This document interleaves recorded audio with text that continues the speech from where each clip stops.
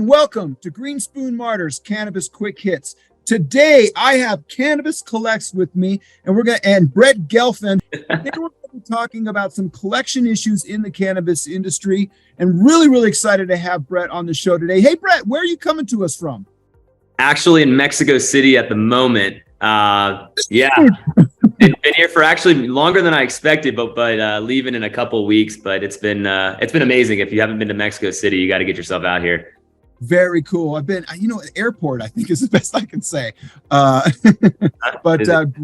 Great. I love Mexico. Gosh, I'm jealous. I can see some wares in the background there. It looks like maybe you did some shopping and got some nice. We got a little artisans here in the city. It's been cool. That's great.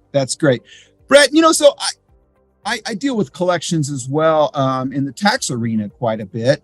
And, the cannabis industry has a tough time right now, and a lot of them have big time tax debt. And, we help companies deal with that problem. I guess it makes kind of sense that if they have that problem, they have other debt problems too. Tell me a little bit about what Cannabis Collects does. Yeah. And, thank you for your service as well, because I used to be the CEO of a cannabis company in Colorado, and I understand the issues that some of these brands and cultivators and producers have to deal with when you're not only having to pay all your bills to vendors, but then you got Uncle Sam that's charging you a lot to do business and making it complicated because you got to do everything in cash, but then you got to pay them, via a bank transfer of some sort. So I remember those days, and It's not easy, man. But long story short, when I was in Colorado back in 2015, running a cannabis company, I realized the issues that were about to be impending in this industry. We started one of the very first credit programs out of Aspen on the western slope of Colorado to try to compete with some of the big Denver, Boulder producers. We were extending net 15, net 30-day terms. Our sales team was hyped up. We were building up all this business, and sales were coming through the roof. And real quickly, the board was basically patting me on the back saying, great job, revenue looks amazing. And then 90 days later, they were like, Brett, what happened to cash flow? And I went to a bill collector really quickly. And I realized that, without proper credit management, without proper collection processes, especially in a new industry where there's not a lot of data and no one really knows who they're doing business with, this was going to be a massive issue throughout the industry. And we're seeing it every day now, especially in California. Yeah. Tell me a little bit more about that in California. What's going on there? Are there a lot of debts between growers and resellers, or is it distributors, or where's the choke point? It's starting primarily with the retailers. These dispensaries, for a multitude of different reasons, one being, the tax and compliance needs in states that are dealing in cannabis. It's not easy. It's not easy to run a business in cannabis. Everyone thought, oh, the green rush is coming. Let's get in, let's get going. And it's really not easy. You have a lot of price pressure from market saturation, and the price of a pound of weed went, down dramatically because of just too much product on the market. So all these different factors lead to primarily the dispensaries owing, a lot of the cultivators and producers money. Then the producers might, have issues with the distributors, and also with other, ancillary companies like packaging, law firms, really anything around the board that's actually, that they're servicing the industry. And all in all, it's basically just survival of the fittest mode right now, because the cash isn't there anymore. And some people are good. Some people I would call bad actors because they're not cooperative and they're, maybe shady characters.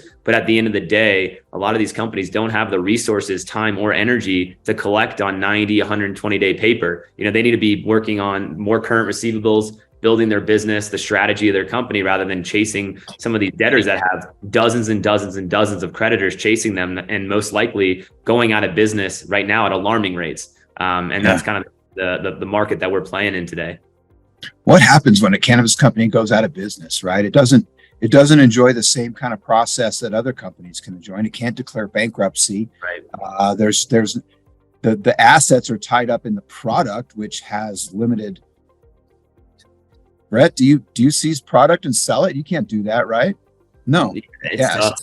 Yeah. State receivership is really, the best alternative for these companies. And we get calls every day from prospects and clients saying, hey, we have $50,000 owed from dispensary ABC, but the company just went out of business, but we know the owner started another company.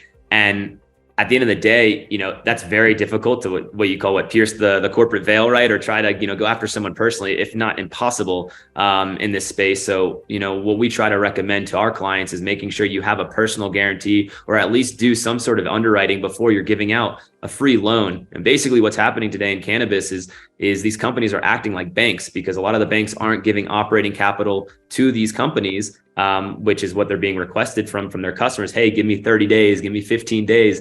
And psychologically, I guess people just don't understand, you're giving a free loan, and a bank would never give 30, 40, 50, even $10,000 on credit without having paperwork signed, without having a personal guarantee, usually from banks. So my job recently has been saying, yeah, obviously we're going to collect the old money, but please protect yourself, because it's really a shame to see good people out there, small mom and pop farms, trying to build a living, go out of business because they get kind of bent over by somewhere else.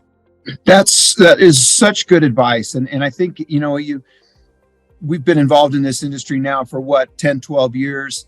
And a lot of it comes from trust, that people in the industry have had to operate out of, sort of a trust and fear reality. And it pervades into the industry now. And a lot of people are still operating under that handshake model when they should be getting stuff in writing. I tell a lot of clients that as well. Brett, I have a joke. The worst client I ever get is the one that tells me that he or she has all the documents, and then I start getting text messages of pictures. that those are their records, right? Right. And it's just a disaster at that point forward. And creating business records is enormously important for the industry, and it's very hard to do in a way, because you have to be consistent with it. You have to continue doing it again and again and again, and people just don't have that kind of long-term vision, it seems.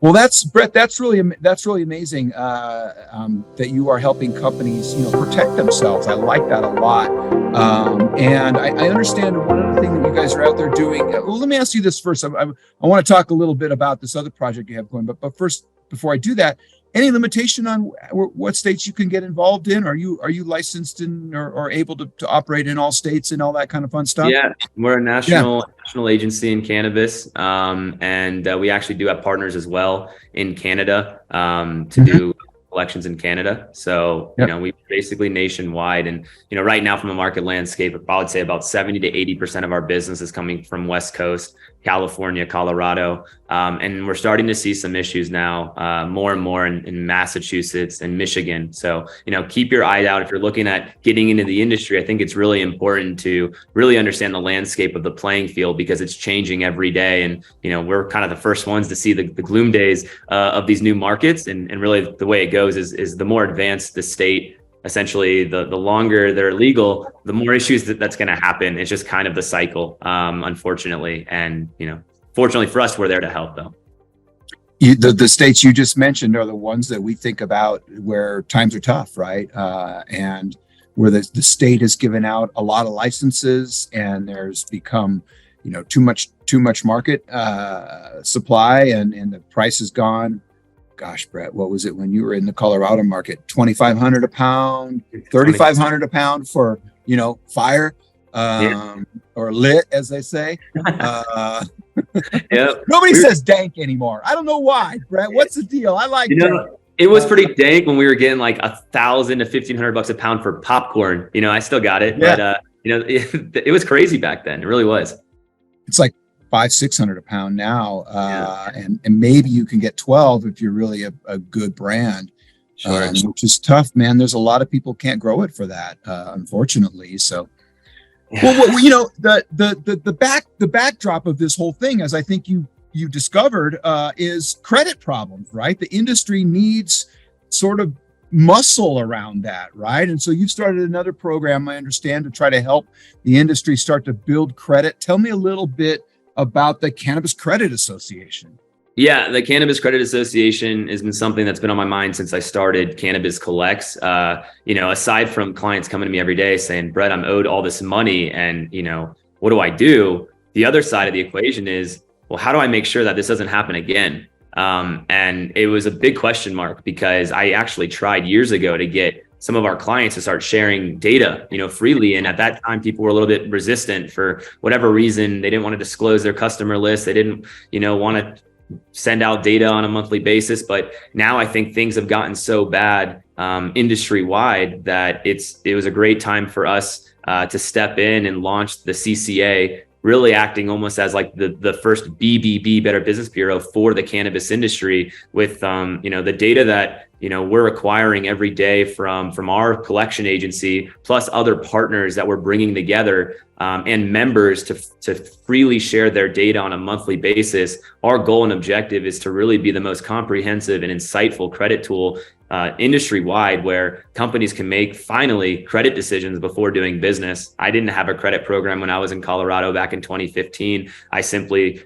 just like you said, oh, we have a relationship with this dispensary. They want 30 days. Let's give it to them. That's not the way that businesses do business generally in other industries. And it's not the way that business is going to be done today in cannabis. And I feel like we're best set up. This isn't going to be a CannaBIZ Collects business under the agency. It's a completely separate entity. And the whole goal is to get information from agencies like CannaBIZ Collects, to get information from other collection agencies. And more importantly, not just the bad actors, but also the people that are, in good standing and just understanding payment behavior, just like you would when you apply for a credit card personally. That's really the goal for us, is to really help move the industry forward. And we've already started bringing in some amazing members that are so excited to help build up this association, because as much as there are some state proposed plans, like in California, the state might require, as bills to be paid within 30 days. If not, they could suspend licenses. And we are confident that that's probably going to pass.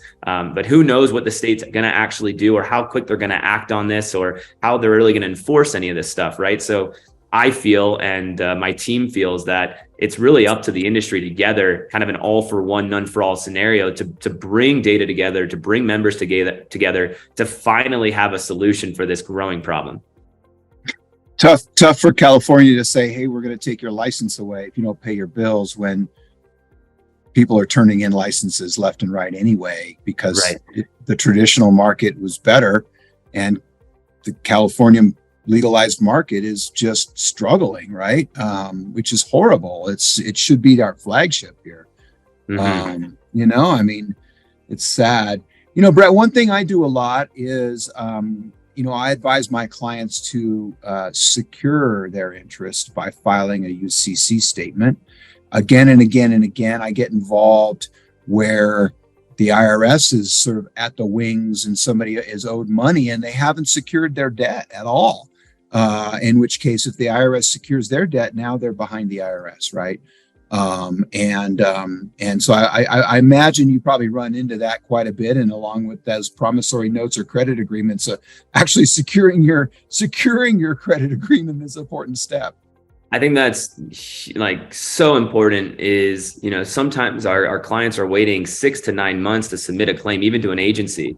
And the whole goal around escalation of past due debt is to get to a point to make a decision of, do you need to actually file, serve, get a lawsuit going, and get a judgment to actually secure your interest proven by the state. Yeah, you could be owed money, but you need to get in line, because like you said, these companies are going out of business so fast that the quicker you can escalate the matter to an agency like ours, then we can say, hey, and make the recommendation of, oh, we're going to get you paid, or we need to escalate this to legal, which we have an incredible legal network where we do this work every day. There's kind of the nice guys finish last right now, is what I like to say, unfortunately. Because it is. Well, and it's more than just, what I see a lot is people go ahead and they get a judgment and they get a decision from the court, but then they don't record that judgment. They think that the fact that it came from the court and it is a document is a an operative recorded document, but you have to go and you have to file that document with the Secretary of State of the state that you're in order to secure your position in the line of collections. Because when these businesses go out of business, there's a certain amount of money left over, and it's just a question of who perfected first. Right. And if you perfected first, you get paid first. And if you perfected last, you probably don't get paid. This is one of the topics that most people find super unsexy, right? Of right. If the bill goes unpaid and we have to go to a collection agency, and the standard collection agency model is not a very positive connotation of what a debt collection agency does. But everything that you're saying is all involved in debt collection, which right now I would say is top 3 problems in our industry. So without having an expert like yourself or myself, give someone counsel on what they need to do moving forward. If an account goes uncollected, they're going to be stuck last in line, and they're going to probably end up with nothing, with zero after, a lot of work that went into their product. Brett, super unsexy. I can't believe you said that, man. Let's talk about Mexico City some more. Okay, unsexy to Mexico City. Mexico City is sexy though. Yeah. Are you? Tell me what's on the menu for today. What wonderful thing are you going to get? Thank God. Nick, I have my wife is a chef, so I'm lucky enough that she's not only a chef, she's a Mexican chef. So I don't have to go very far to get some good food. I've been involved in that conversation many times. If you were on that desert island, what cuisine would you pick? And I think Mexican comes up. It's at least in the top 3, I gotta say, and in every party I've ever been to. So, Brett, tell us once more, what's the name of your company? CannaBIZ Collects. CannaBIZ Collects is your source to help you through these troubled times, cannabis industry. Brett, thanks so much for coming to us today and with this important information. Let us know on updates that are coming and things like that. I know that safe banking is getting a little bit of traction right now. Probably would be great for the industry. I'm sure you're keeping your eye on that as well. Absolutely. Thank you so much for having me, Nick. This has been awesome. Thank you. Have a great day. Adios. Adios, amigo.